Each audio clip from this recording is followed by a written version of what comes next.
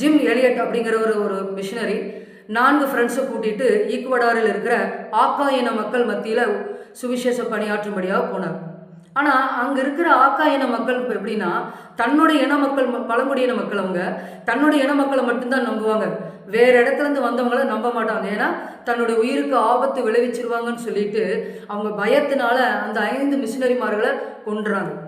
அதை கேள்விப்பட்ட, அதை பார்த்த அந்த ஜிம் எலியட் அவருடைய மனைவி எலிசபெத் எலியட்டும் அவங்களுடைய 4 ஃப்ரெண்ட்ஸுடைய மனைவிகளும் சேர்ந்து 5 பேரும் என்ன பண்ணுறாங்க, தன்னுடைய குழந்தைகளை கூட்டிகிட்டு ஆக்கா இன மக்கள் மத்தியில் மறுபடியும் போகிறாங்க, சுவிசேஷத்தை சொல்ல போகிறாங்க.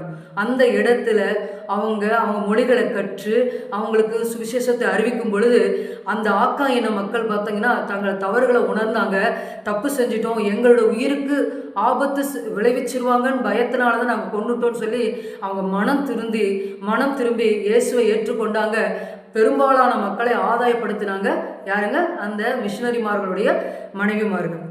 அப்போ 5 ஆண் மிஷினரிமார்கள் கொல்லப்பட்டாங்க, அந்த இடத்துல விதைக்கப்பட்டாங்க.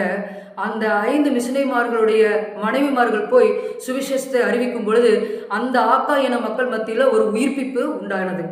இதுதான் வேதத்தில் வாசிக்கிறோம்.